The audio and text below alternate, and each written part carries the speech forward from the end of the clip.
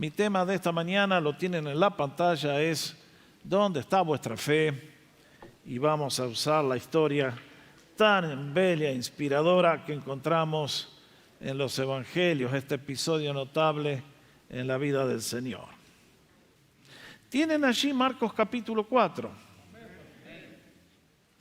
Allí tienen la cita en la pantalla. Vamos a comenzar a leer en el versículo 35.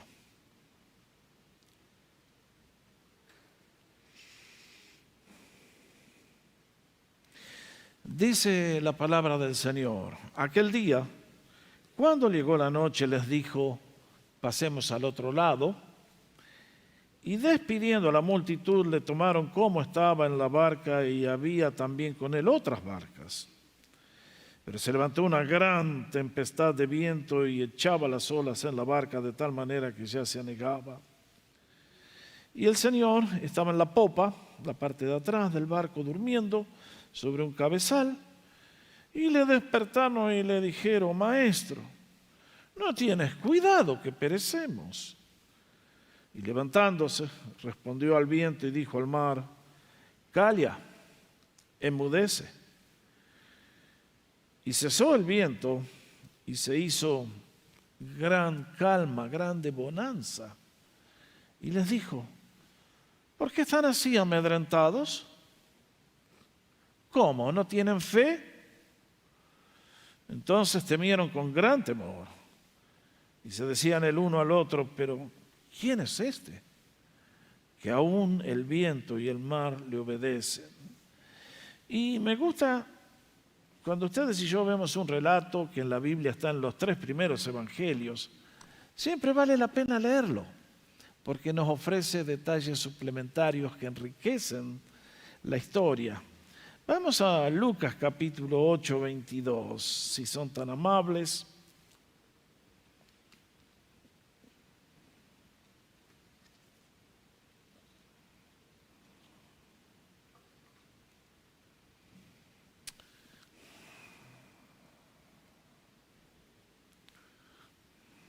¿Estamos? Aconteció un día que entró en una barca con sus discípulos y les dijo: pasemos al otro lado del lago. Y partieron. Pero mientras navegaban, él se durmió. Y se desencadenó una tempestad de viento en el lago y se anegaban y peligraban. Y vinieron a él y le despertaron diciendo: Maestro, Maestro, que perecemos. Y despertando él, reprendió al viento y a las olas, y cesaron, y se hizo bonanza. Y les lanzó esta pregunta, que es la del título del sermón de esta mañana: ¿dónde está vuestra fe? Y atemorizados se maravillaban y se decían unos a otros: ¿quién es este que aún a los vientos y a las aguas manda y le obedecen? Hasta aquí este relato tan apasionante de la palabra de Dios.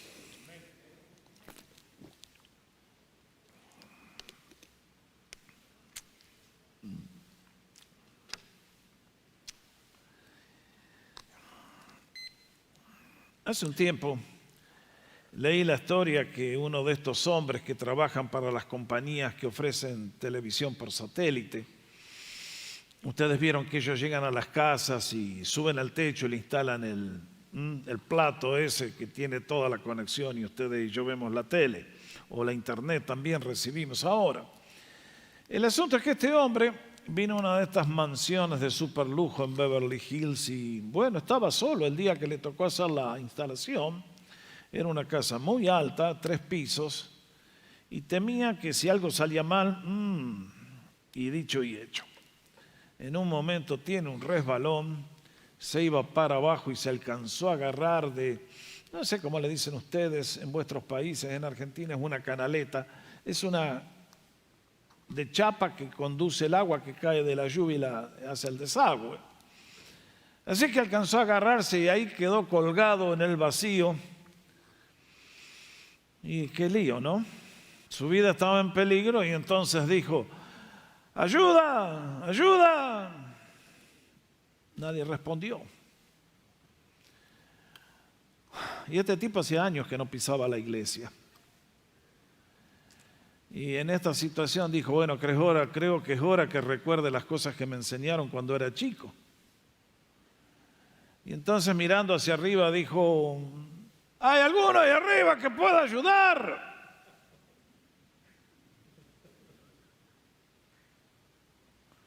Y escuchó una voz de golpe que le decía, soltate, yo te agarro.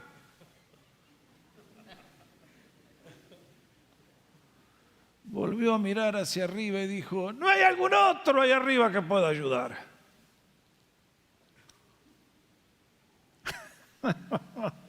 Suena conocida la historia.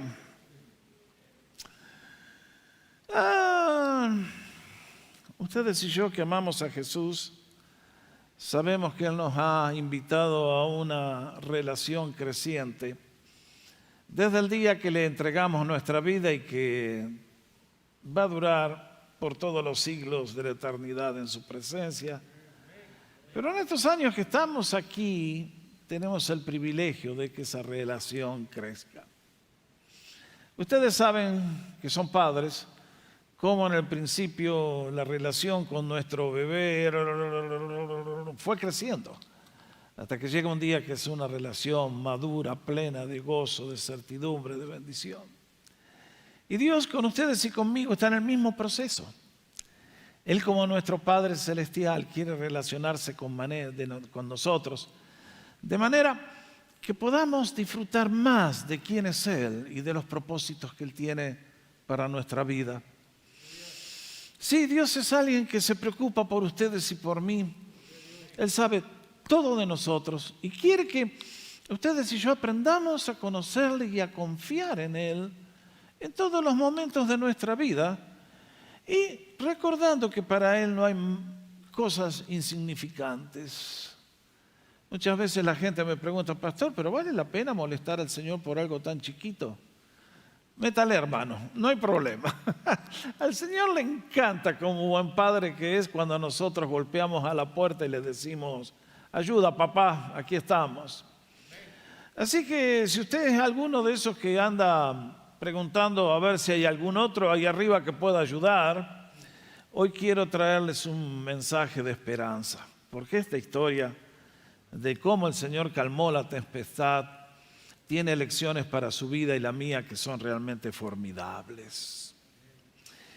El relato es muy simple. Ustedes vieron lo que pasó.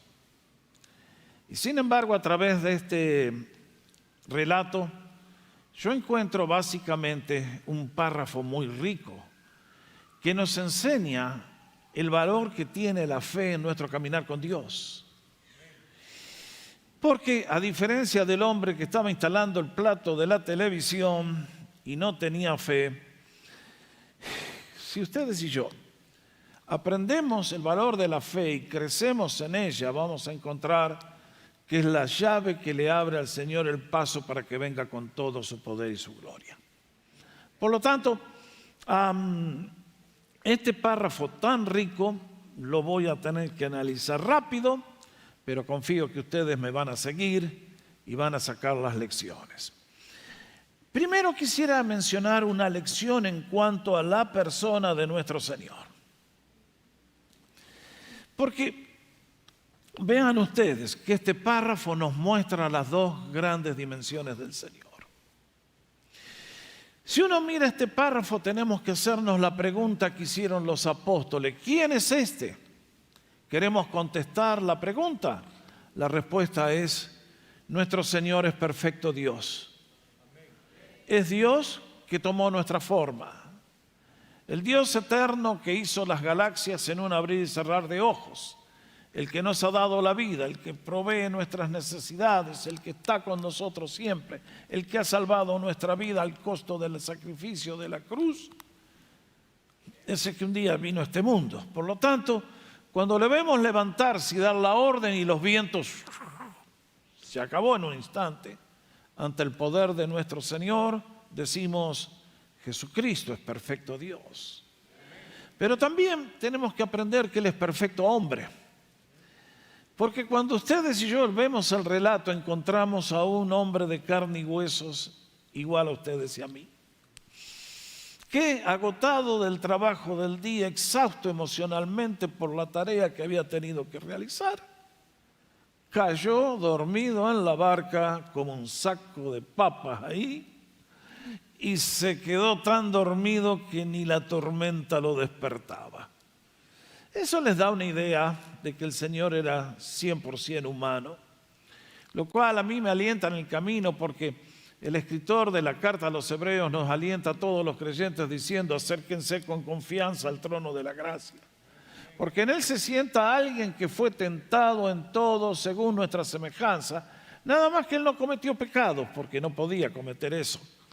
Pero entonces es alguien que está cerca nuestro y que está dispuesto a ayudarnos tan pronto vayamos a él. Ahora, creo que este párrafo tan rico, la lección principal, no es con respecto a la persona del Señor, no obstante, sino más bien es para enseñarles a ustedes, a mí, a todos los creyentes, qué es la fe, cómo funciona y que si la desarrollamos, le abrimos la puerta al Señor para hacer cosas asombrosas, como la que hizo aquel día en el mar de Galilea. Es por eso que les quiero decir rápidamente 5 cosas en cuanto a la fe. ¿Dónde comenzamos? Bueno, lo primero que quiero enfatizar, que el capital original de la fe que tenemos en Dios es un regalo de Él. Miren, si ustedes son honestos, ¿ustedes buscaron al Señor? Nunca.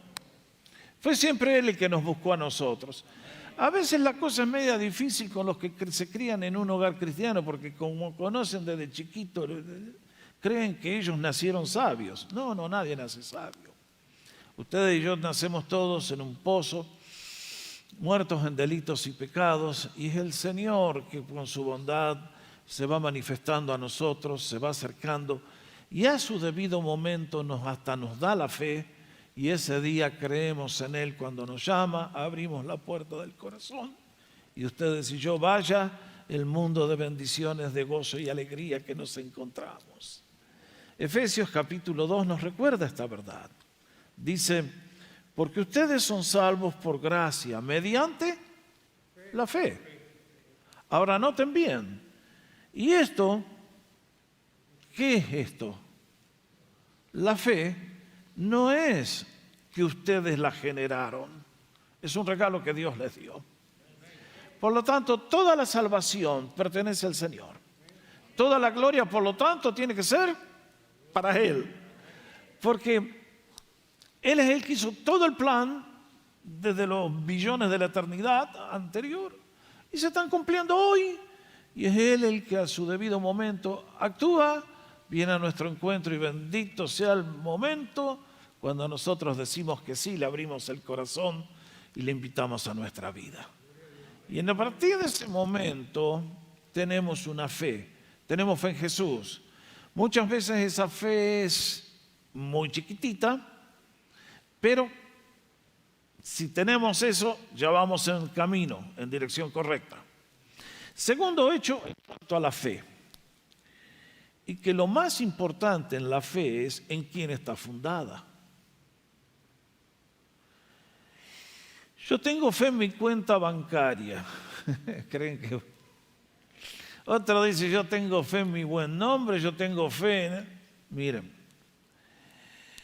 la vida está hecha de tal manera que ustedes y yo hemos sido creados para apoyarnos en Dios.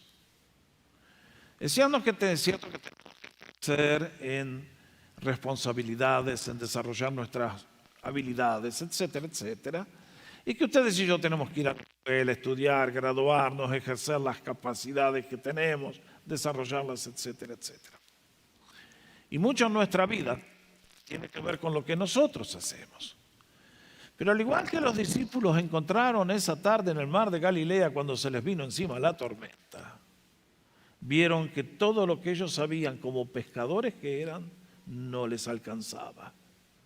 Y de golpe se encontraron con que se estaban ahogando, con que corrían el riesgo de hundirse y se a pique al fondo del lago. y que a menos que el Señor interviniera, la suerte estaba echada. Con nosotros es exactamente igual. Tarde o temprano, ya lo voy a decir más adelante otra vez, vamos a entrar en tormentas. Y es en esos momentos cuando vamos a necesitar la ayuda de un brazo omnipotente. Y la pregunta es, ¿en quién me apoyo? Es por eso que lo fundamental de la fe es en quién tengo fe yo. Si yo digo que tengo fe en la selección argentina, no hablemos del tricolor o de los demás. Ya saben, ¿no es cierto? Son cosas humanas, son cosas que son no tienen sustancia. Pero lo fundamental es que en este caso, lo que nos ilustra esta historia, que cuando vinieron al Señor, encontraron al Dios que ustedes y yo conocemos. No se olvide, ¿en quién está fundamentada nuestra fe? Tercera lección, y es que la fe que nos ha sido dada debe crecer.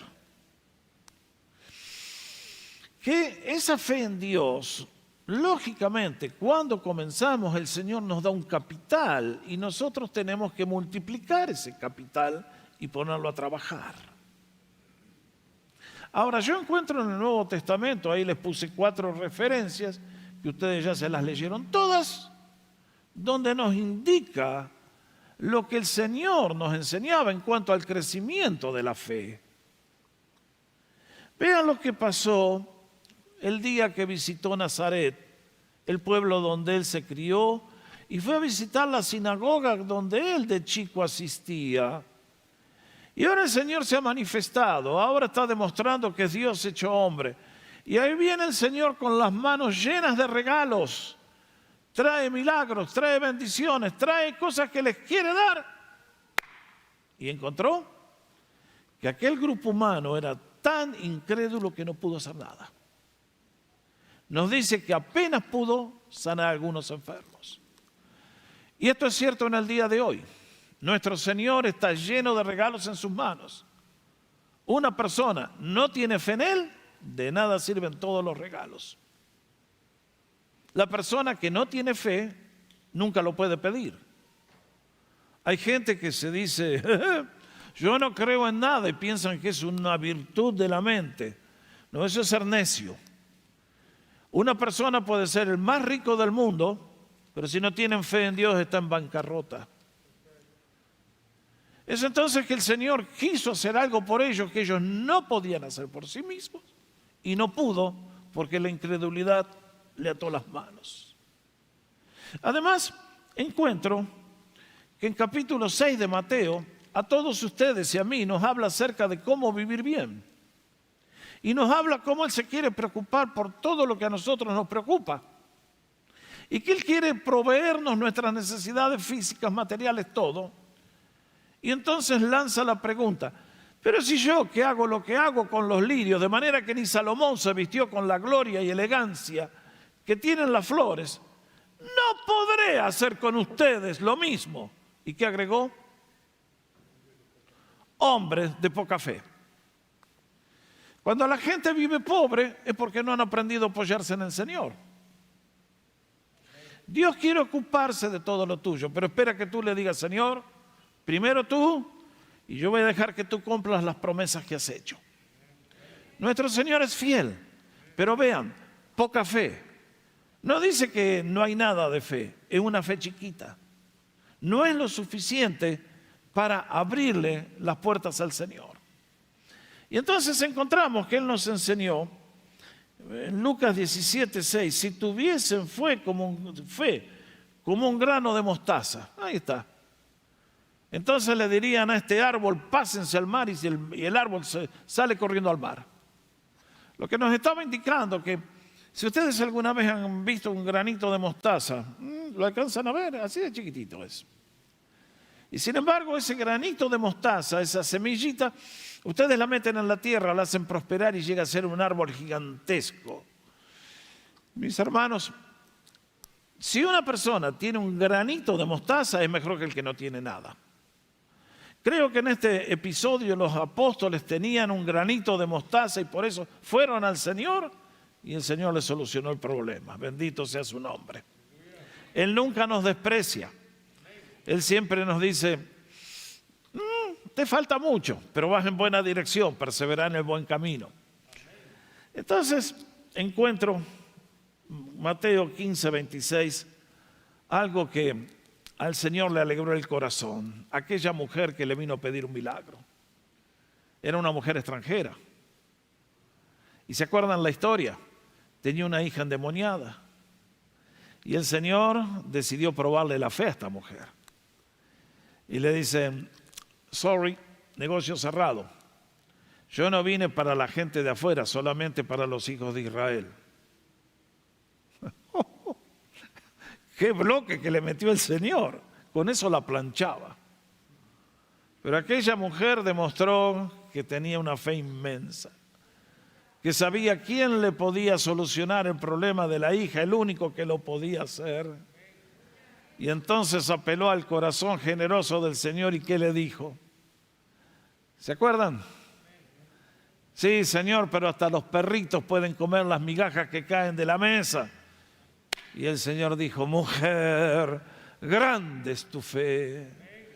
Ve y que se haga como has pedido, tu hija está sana.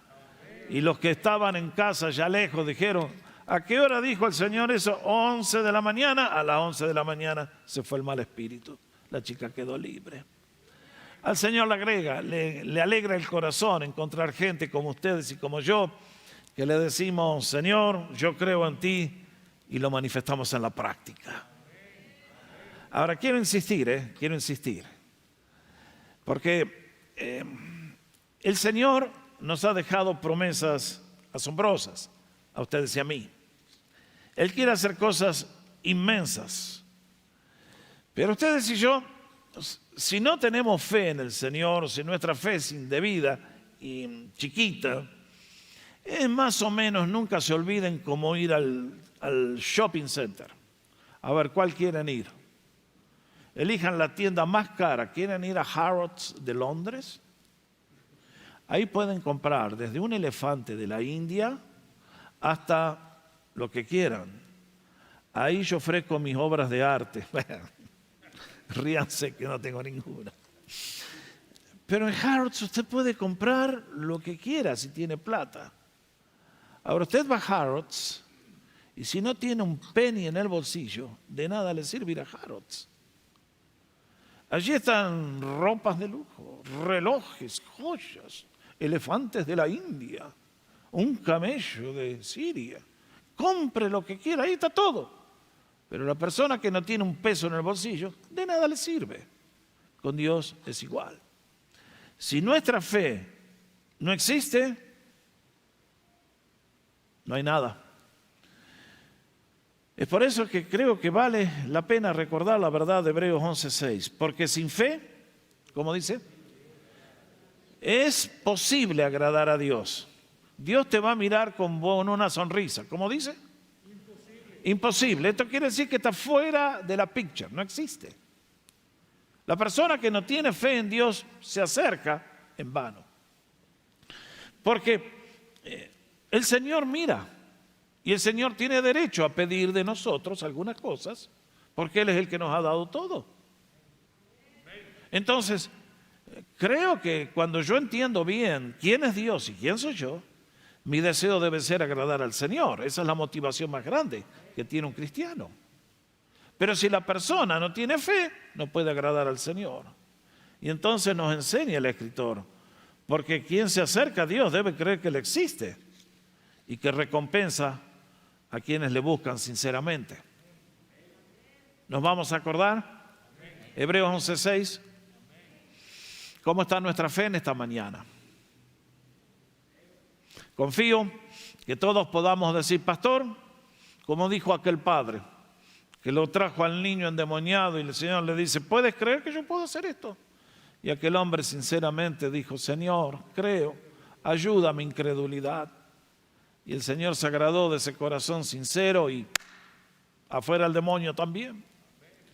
Entonces esta mañana, queridos, al traer este tema, mi deseo es alentarles a todos a pensar de que si tenemos una fe chiquitita, pero vamos en la buena dirección, preparémonos porque vienen cosas mayores en el futuro. Gracias, gracias. Demos la gloria al Señor, porque es Él el que merece todo el aplauso. Lo cual me lleva al cuarto punto. ¿Qué cuarto punto? ¿Cómo hacemos para que crezca nuestra fe? Ahí está, ahí está. Vamos a contestar esa pregunta. Alguien me dice, pastor, usted dice que la fe tiene que crecer. ¿Cómo hago para que crezca mi fe en el Señor? Bueno, primero, ustedes y yo tenemos que conocer al Señor. ¿Cómo hacemos eso? Bueno, ustedes lo saben. Él nos dejó su palabra, este libro bendito que es la Biblia, y en él hay 4 evangelios que nos cuentan su vida. Ahora, son 4 historias. Son 4 historias como leer la historia de Estados Unidos, o de Nicaragua, o de Guatemala, o de Colombia. Yo puedo leer la historia de Argentina y leer que el general San Martín hizo la campaña y derrotó a los españoles acá, y luego pasó allá, y luego cruzó a Chile, y luego fue a Perú. Y digo, qué linda historia, un héroe gigantesco, el general, una obra magnífica la que hizo, gracias por un sacrificio tan grande que no sé si nos ayudó o nos dejó peor después de todo. En una de esas, si nos quedábamos con los gallegos, seguíamos mejor que como estamos ahora. Pero en fin, esos son otros temas. Pero la historia es historia. Ahora, el gran peligro es que ustedes y yo podemos leer los evangelios y leerlo como historia distante. Mi hermano, acá no quiero venir con una frase nueva, pero creo que todos tenemos que aprender a leer la Biblia orando. ¿Qué quiero decir? Leer este relato, como lo acabamos de leer hace un instante, pero leerlo no con la actitud, acá hay una historia, Jesús calmó la tempestad en el mar de Galilea, sino con el espíritu de decir, Señor, ¿quién eres tú? ¿Qué me enseñas en esta historia a mí? ¿Por qué dejaste esta historia en la Biblia? ¿Para enseñarme que hace 2000 años tú hiciste un lindo milagro? Eso a mí no me ayuda. Para enseñarnos que en Israel hiciste cosas preciosas, pero yo vivo en California. Y Señor, hace 2000 años, yo estoy en el 2022. Y mis hermanos, al decir que debemos leer la Biblia en espíritu de oración, es porque yo debo desarrollar la convicción absoluta que este no es un libro común, este no es un libro bueno. Este es un libro completamente distinto a todos los que han fabricado los seres humanos, porque este libro es escrito por la mano de Dios, aunque utilizó a los autores que conocemos. Es por eso que esta Biblia es la voz del Dios viviente. En ella el Señor nos habla. En ella el Señor te dice, hijo, mira esto, mira esto. Todos estos años, ¿cuántas veces le digo por año, muchachos, leamos la Biblia? Cuando vamos manejando, escuchemos un audio porque empieza a fabricar presencia de Dios. Cuando estamos en el break, el celular, 10 minutos, un versículo. Esa palabra viviente comienza a generar en ustedes y en mí una fe viviente en Dios, una realidad viviente en Dios. Y muchachos, chicas, quiero que sepan que al diablo le preocupa cuando hay un cristiano que lee la Biblia, porque entonces él tiene que empezar a retroceder. Porque un cristiano armado de la Biblia arrasa.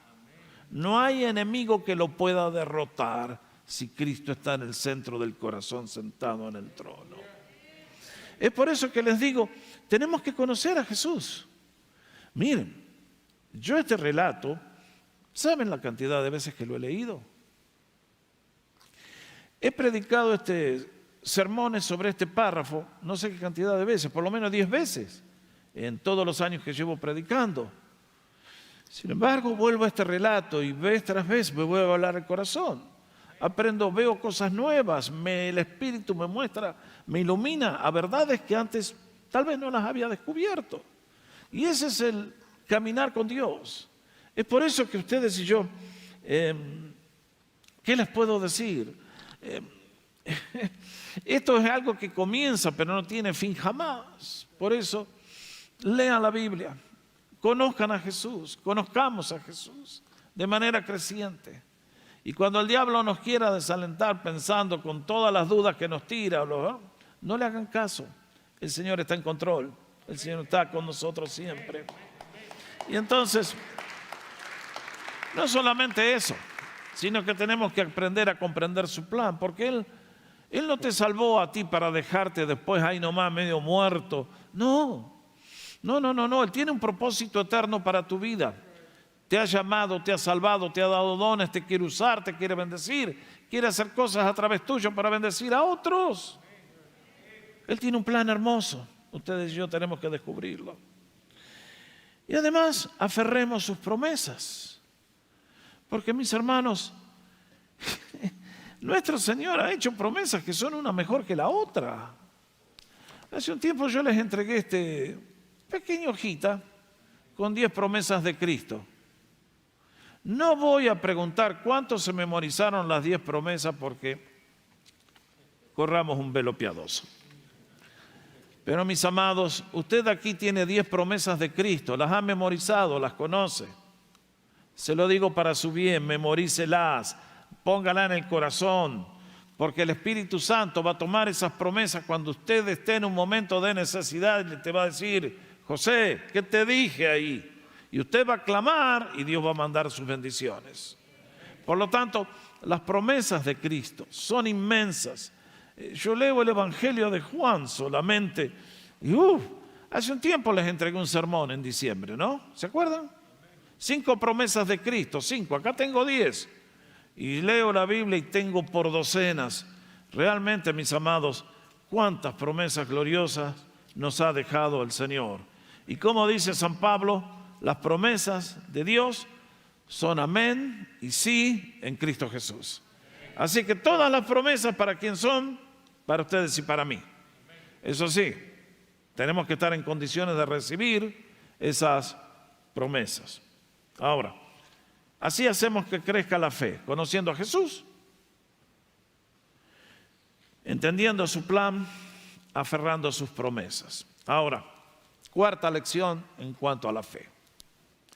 Y es que la fe siempre será probada.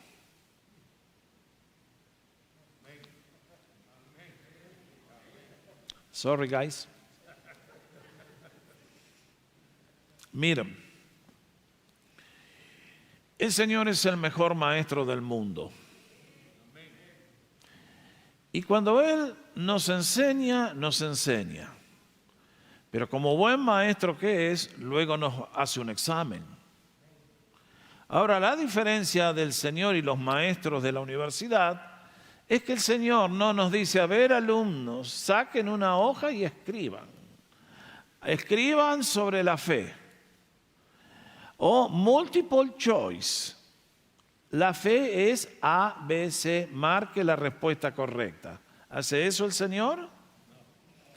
El Señor nos lleva al mar de Galilea y nos larga la tormenta y, como decíamos allá, en la pista se ven los que corren. Mis hermanos, el Señor viene a nuestra vida y les dije, Él quiere que la fe crezca. Nosotros tenemos que hacer nuestra parte, pero Él de tanto en tanto, para darnos un empujoncito de atrás, porque somos todos medio lentitos, dice, bueno, hijo mío, vamos al mar de Galilea. Y aquí encontramos el relato que ustedes y yo leímos. Yo abro el relato y digo que aconteció un día, dice. Era un día como todos. Era un día que estaban todos ocupados, el Señor y los apóstoles. Y si yo les hubiera preguntado, ¿saben lo que les espera hoy? No, nadie sabía. ¿Saben que vuestra fe va a ser sometida a una prueba vigorosa hoy? No, nadie se la imaginaba. Cuando el Señor les dio la orden de cruzar el lago, ese es un charquito. Si comparo con los lagos que tenemos acá en Estados Unidos, en Canadá, que son océanos, eso era un laguito, pero bueno, vaya laguito. Noten bien, ese era el territorio que conocían de memoria Pedro, Juan, porque eran pescadores en ese lago. Eran tipos que tenían el cuero curtido, hubiéramos dicho, porque por años habían trabajado en ese lago hasta que el Señor los llamó. Y ahora emprenden la marcha y evidentemente ha sido un día de ministerio pesado, porque hay un montonazo de gente, el Señor les ha estado enseñando la palabra y les ha estado enseñando sobre la fe. Y ahora viene el examen. Y entonces empieza la travesía y de repente cambió todo. Se viene esta tormenta gigantesca y entonces leemos lo que pasó. Mis hermanos, el Señor quiere gente sincera. Quiere gente que le ame por lo que Él es, no por lo que nos da. Aunque Él es generoso y bondadoso y siempre nos da más de lo que le pedimos, Él dice, ¿me amas? ¿Me aprecias? ¿Me quieres agradar? Y el Señor, al igual que el oro que se prueba en el fuego y para que pierda las escorias hay que meterlo en el horno, con nosotros de tanto en tanto, nos tiene que meter en una pandemia, nos tiene que meter en pérdida de trabajo, en pérdida de salud, en pérdida de esto, de lo otro. Para saber si ustedes y yo somos dignos de Él. Lean el libro de Deuteronomio cuando Moisés le habla al pueblo hebreo y le cuenta lo que Dios hizo con él en el pasado. Y les dice, Él te sacó de Egipto con mano poderosa. Y te llevó al desierto donde no tenías qué comer y Él te dio alimento. Y te llevó al desierto donde te dio agua cuando era todo roca. Pero también te hizo pasar hambre para que recuerdes que no solo de pan vivirá el hombre. Y para probar tu corazón a ver si eras sincero. Y uno dice, ay, pero el Dios que me predicaron a mí es todo color de rosa. Venga conmigo y pare de sufrir. ¿En serio? ¿En serio? Miren, claro, yo les voy a decir, si usted conoce a Cristo y deja de pecar, va a parar de sufrir pronto. Porque usted si tiene problemas, es porque usted ha obedecido al pecado, no a la voluntad de Dios. Y el Señor elimina muchas de esas cosas que nosotros mismos trajimos. Enfermo, ustedes saben, no voy a entrar en ese tema. Pero en este caso, el Señor quiere probar nuestra fe, a ver si somos sinceros. ¿Cuánta gente hay que por todos los años pasan por las iglesias, duran por un tiempo y vuelven a lo de antes? ¿Por qué? Porque no tienen una fe genuina, porque no han nacido de nuevo, porque no son salvos. Y el Señor dice, es la prueba lo que me demuestra a mí lo que tú tienes en el corazón. Y bendito sea el Señor que hace eso. Por eso allí les puse el versículo que nos recuerda el apóstol Pedro. Después de la que aprendió en la barca ese día, años más tarde nos diría, para que la prueba de su fe, ahí está el tema, más preciosa que el oro que perece, aunque sea probado en fuego, sea hallada digna de alabanza, gloria y honra en la revelación de Jesucristo. El apóstol mira al día cuando ustedes y yo vamos a recibir al Señor, nos vamos a encontrar con Él, y ese día todos queremos tener una fe de primera, ¿no es así? Una fe que le agrada al Señor y decimos, Señor, como aquel siervo, me diste 5 talentos, tomá, Señor, otros 5 gané con Él, porque tenía fe en ti. Y entonces, una cosa es cierta, que nuestra fe será probada de distintas maneras. Ahora, ¿qué logra el Señor con la prueba? Hacer crecer nuestra fe. Porque siempre,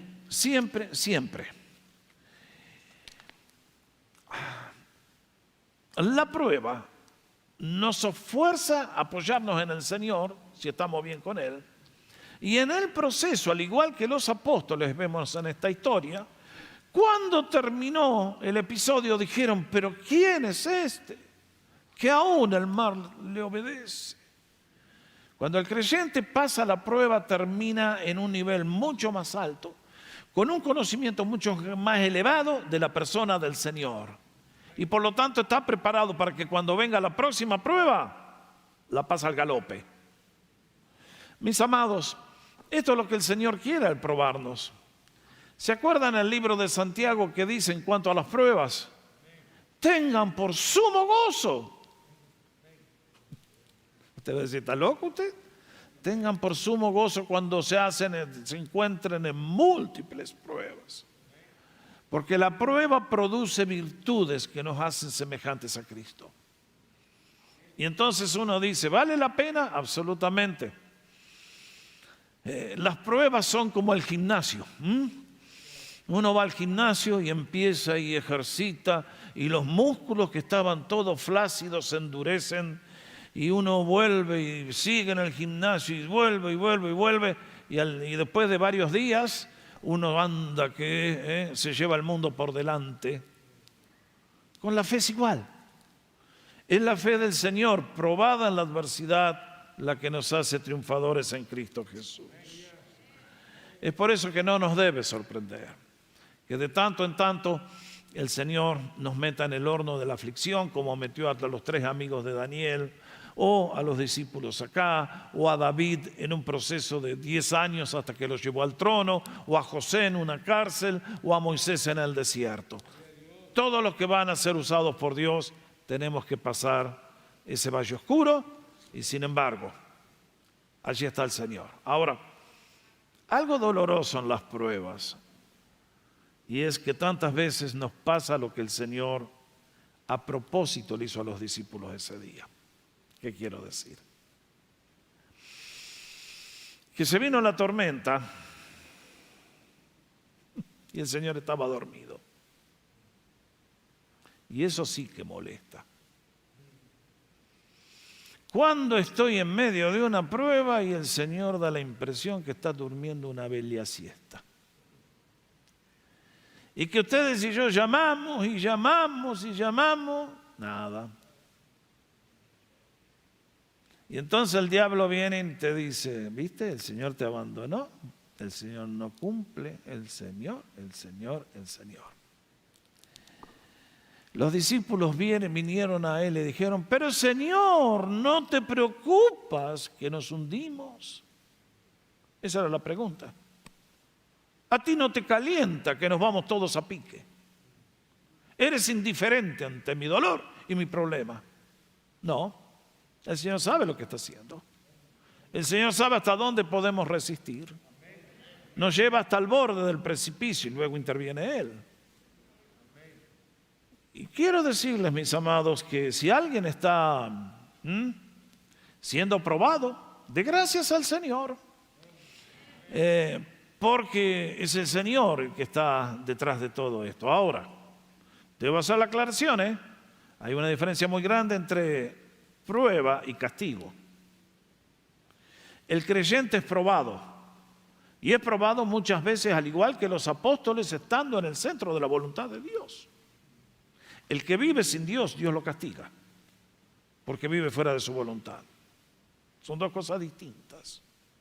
Y los creyentes muchas veces volvemos a las andadas y hacemos cosas que antes hacíamos y no debemos hacer.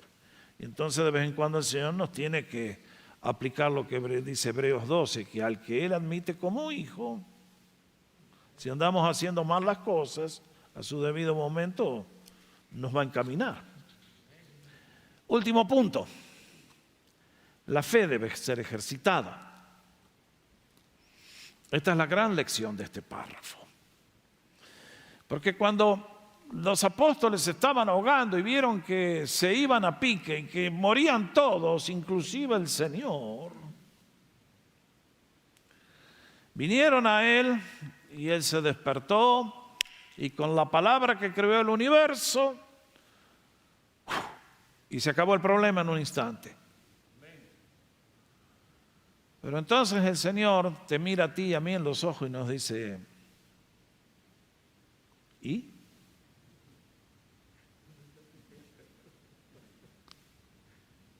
Yo no sé cómo hay creyentes que son arrogantes. ¿Arrogantes de qué? Si nosotros la regamos todo el tiempo con el Señor. Bendito sea su nombre, que Él es bueno. Pero el Señor les metió la aguja y dijo, ofendete o no te ofendas, resentite o no te resientas. La pregunta fue, ¿dónde está vuestra fe? ¿Cómo es que no tienen fe? Lo que el Señor les estaba diciendo es, díganme una cosa. Yo sé que ustedes tienen fe, pero ¿por qué no la aplicaron en este momento? ¿Qué pensaron? ¿Que nos íbamos a ir todos a pique conmigo incluido en el paquete? ¿No es cierto? Eso es imposible. La barca no se iba a hundir con el Señor a bordo. Y es lo que el Señor nos quiere enseñar a ustedes y a mí, que tantas veces tenemos todo en el coco racionalizado, pero no ha bajado al corazón para ser aceptado y vivido. Y es por eso que les dice, no tienen fe. ¿Dónde está vuestra fe? Ustedes la tendrían que haber usado en este momento. Y es por eso que le digo tres cosas en cuanto al crecimiento de la fe. Primero, que la fe es una función de la razón. No lo olvide. Ustedes y yo tenemos que aprender a usar nuestra fe. ¿Qué queremos decir? Que ellos tendrían que haber razonado un poquito. Y en lugar de andar, decir, momento muchachos, tranquilos. El Señor está con nosotros. La tormenta está horrible. ¿Podemos irnos a pique? No. Y entonces, la pregunta que el Señor les hizo es, ¿por qué están amedrentados? ¿Por qué tienen miedo si yo estoy acá con ustedes? Mis hermanos, esta es una pregunta. Esto es lo que revela lo que el Señor quiere para tu vida y para la mía. Que seamos más que vencedores por medio de aquel que nos amó sobre todo lo que la vida nos pueda tirar en contra. Por eso, gracias, la gloria sea al Señor, queridos. Por eso el Señor le dice, ¿por qué están temerosos? Muchachos, chicas, un cristiano temeroso es una mala propaganda para el nombre de Jesús. Un cristiano chicken showman no es buena propaganda. Y el Señor le dice, ¿por qué tenés miedo si yo estoy contigo? Se va a acordar para la próxima. Yo sé, hay momentos difíciles. Siempre recuerdo la historia de Dave y Hannah, dos hermanos muy amados que servían en nuestra iglesia en Canadá, en la iglesia de habla inglesa. Y Hannah era secretaria en la oficina, Dave había sido pastor de jóvenes. Y bueno, un buen día a ella le diagnostican un cáncer. Y un día Dave la lleva al hospital para el tratamiento y cuando regresa al parking le habían robado el auto. Y si eso no era suficiente, en esos días la hija mayor les dice, papá y mamá, me estoy divorciando. Bueno, ¿quieren una prueba severa? Enfermedad, más malas noticias, más... ¿Y qué haces en esos momentos? Parece que la embarcación se va a hacer pedazos. ¿Te vas a dejar atrapar por el miedo? ¿Qué vamos a hacer en estos días de pandemia? El primer sermón que les prediqué cuando empezó la pandemia, ahí lo pueden encontrar en nuestro sitio, esta crisis presente, les hablé del Salmo 46, 27 y 91. Porque el Señor quiere que estemos tranquilos, hagamos las cosas que la ciencia nos pide y luego confiemos en el Señor que Él está en control. Por lo tanto, la fe es una función de la razón. Si Dios me ha dicho, yo soy tu proveedor, no temas lo que te pueda hacer el hombre, yo tengo que estar tranquilo, que aunque no sé de qué voy a comer en 2 días, el Señor me va a proveer. El Señor no falla en sus promesas. Segundo, que la fe es una negativa al pánico. Esta fue la gran lección que aprendí del doctor Lloyd Jones en el año 72. Que la fe es decirle no al temor, es no al pánico. ¿Por qué están asustados?, le preguntó el Señor. Y tercero, que debemos aprender a aplicar las promesas de Dios a mi situación particular.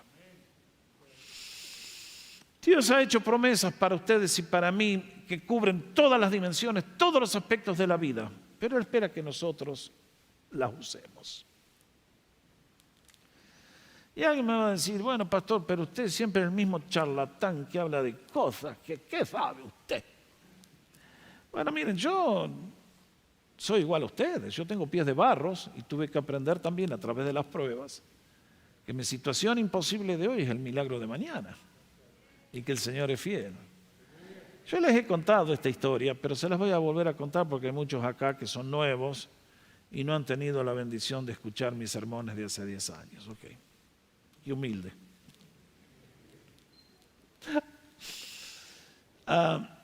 Año 99 decidimos salir de Canadá e irnos a vivir a Texas. Historia larga. Y ese año 99 teníamos una casa muy linda, la vendimos y el 31 de julio teníamos que vaciarla porque el 1 de agosto tomaba posesión el nuevo dueño. Ante esta situación, siendo que soy un hispano que sabe planear muy bien, decidí hacer una reserva con la compañía U-Haul para un camión, para que el 31 de julio me lo dieran y yo pudiera hacer la movida a Texas. No los quiero difamar a esta compañía, aunque no se la recomiendo a nadie, porque tan pronto puse la reservación y me garantizaron y me dijeron y esto y lo otro y puse un depósito. El vecino de a la vuelta me dice, ¿con quién hiciste reservación? Dice, eso nunca cumplen, no te van a dar el camión.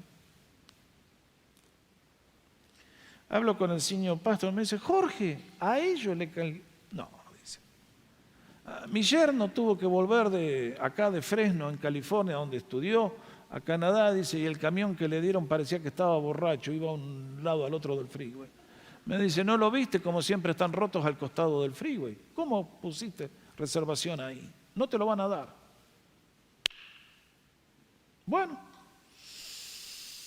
para hacer la historia corta, llegó el último día y se imaginan, ¿dónde está el camión que me prometieron? No tenemos.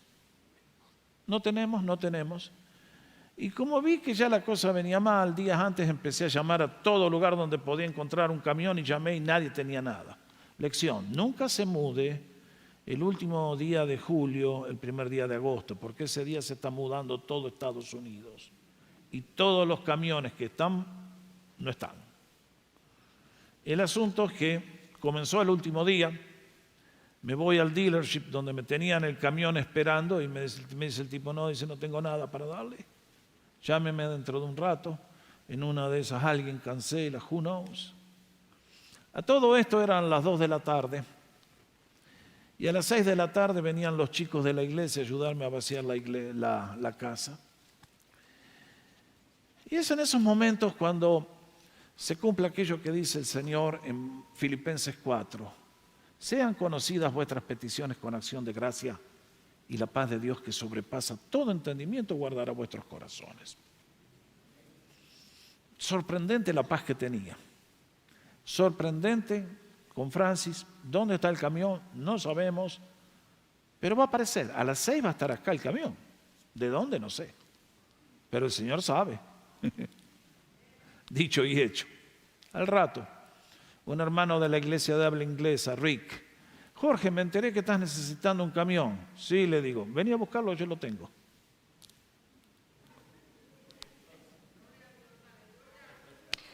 ¿Cómo era la historia?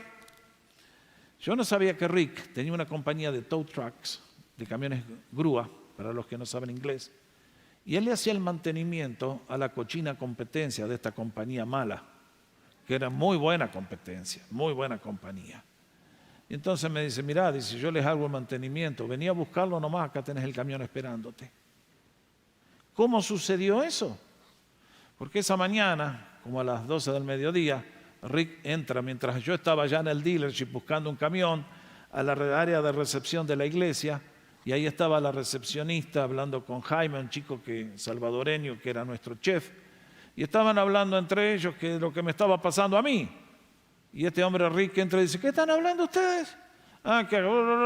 Dice, díganle a Jorge que me llame. Ya estaba. A las 6 de la tarde el camión estaba en casa, a las 9 de la noche la casa estaba vacía. Y el nombre del Señor fue glorificado. Porque el Señor te lleva hasta el último minuto y entonces hace los milagros cuando nadie lo puede hacer. Y así es el Señor. El que va creciendo en conocimiento de Él, uno va encontrando un Señor cada vez más maravilloso. Y es con la frase que termino el sermón esta mañana. Porque la última frase del relato, ¿cuál es? Que después que pasó lo que pasó, y el Señor calmó la tempestad, ¿qué dijeron los discípulos? Fueron llevados a un nuevo nivel de la grandeza, a conocer la grandeza de nuestro Dios, su poder para nosotros los que le amamos. ¿Y cómo terminaron diciendo? ¿Quién es este? Que aún los vientos y al agua manda y le obedecen. ¿Tienen ustedes la respuesta? ¿Quién es este? ¿Le has aceptado en tu barca? ¿Le has entregado tu corazón? Él es el Señor de mi vida, de mi existencia, de mis afectos, de todo.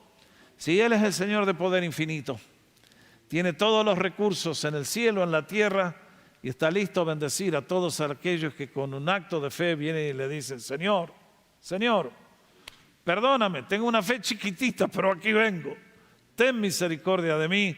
Y al Señor le encanta extender su mano y calma la tempestad, y todos terminamos diciendo: bendito sea tu nombre, papá, bendito sea tu nombre, Señor. Digno eres de toda mi adoración, de toda la gloria y de todo el poder. Bendito sea el nombre de Jesús, amén. Confío que hoy nos hayamos acercado un poquitito más al corazón de nuestro Dios. ¿Dónde está nuestra fe? Que Dios nos bendiga.